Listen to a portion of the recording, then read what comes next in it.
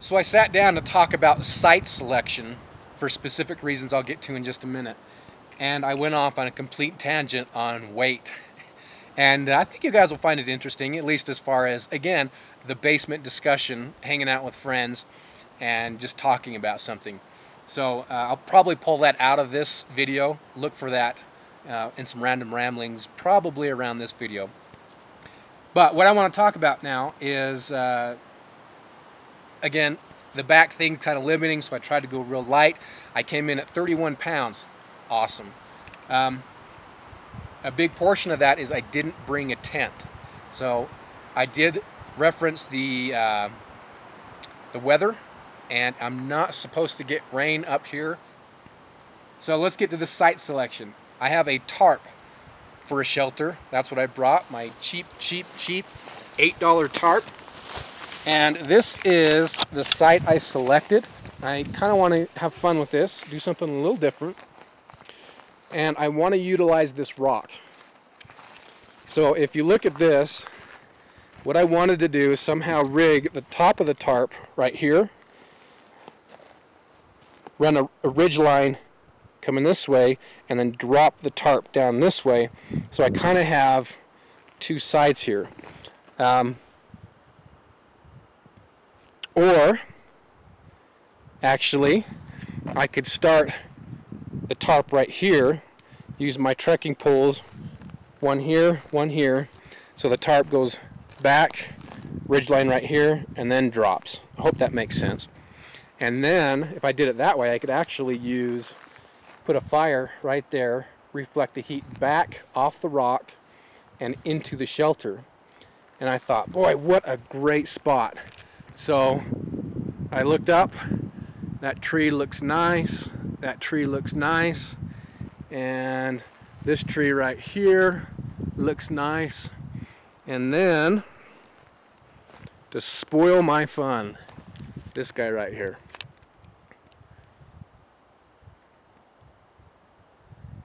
And it's hard to tell the way he's leaning. Let's go take a look at it on the other side. I hope the camera picks this up. So obviously it's dead, but I mean the angle. If we follow that down, you see where that's going to fall? You can see the rock trekking poles in my pack right there. So actually this tree is right in line pretty much with where I'd be sleeping tonight. Now, what are the chances of that tree coming down tonight? You know, probably not very good. But I don't want to risk it. So I'll abandon that site, unfortunately, because I really like it. And I'll try to find something else. This is where I'm going to do the shelter. It's as good as any. And once I get it all put together, I'll kind of show you the method to the madness. And we'll see how it turns out. Big thing I'm noticing right now is lots of wind gusts. And it's 3 o'clock in the afternoon, and it's already chilly. It's probably low 70s, so it is going to dip down to, they said the low is 30 tonight. I don't know if you can see this at all, but that's almost blowing straight at the camera. So the wind is coming from this direction. So what I'm trying to do is consider that in setting up my tarp so that it acts as a windbreak. This time I gave myself a little more headroom inside, so I left a little more space open right here so I actually can get in and out there as well as the sides. And that's where the wind is coming, is this back side. Hopefully it stays that way. Sometimes it shifts up here. And the knots, you can see I've just got the Prusik with a stick. And all of these knots, you see the ridge line here, are going to be detailed in my knot section. So I'm not going to take the time to go over them here. So if you can't find them there, they will be shortly, because I have filmed all of these. I just don't think I've posted them. So here is going to be our happy home for the night. Now I need to get under there and kind of clear a spot and get everything ready to go.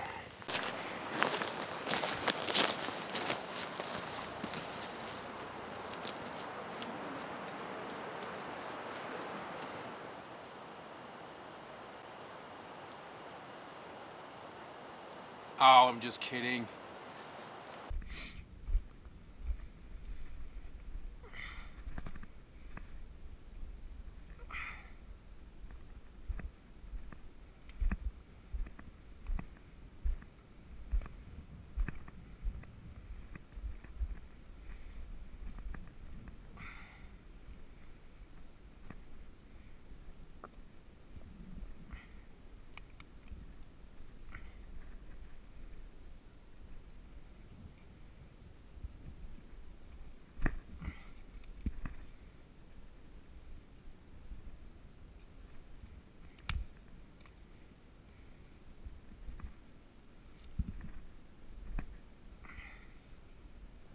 Here is the shelter, guys.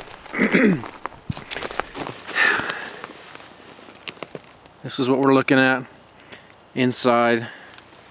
And some of these I did make stakes for. Others I just tried to utilize a little pine here. A little less work. And that's going to be the fire. And it's kind of a reflector wall. A sad looking one, but you know what, it'll work. And probably beef it up a little bit later too. And I actually wanted it a little closer to the tent, or the tarp here. But my main concern is I don't want embers on my sleeping pad and sleeping bag. This tarp, geez, it can take whatever I throw at it, I don't care. But, so I did it kind of far away, and again, I'm not planning on a big fire, but I tell you guys what, it's cold right now. Well, I shouldn't say it's cold, it's chilly. So I know it's gonna get cold tonight. So it'll be kind of nice to have that somewhat near me with the fire reflector. Hopefully that'll put some of the heat, residual heat, into the tarp. Now if I were staying here longer, what I would do is I'd try to close off these sides. Get some pine boughs or something, close off the sides. Being up here overnight, I just don't know that it's worth it. And again, I don't like chopping the boughs down if I can avoid it. If I find a down tree and it's already dead, then yeah, I'll take it. If it's a survival situation, absolutely, without question. I don't know how well that's going to come out on tape, but he came right up to me and put his paw right on my leg. I don't know, I stood still, I didn't make any noise. I wonder if he was just curious and was like, what in the hell is this? Come up and checking me out.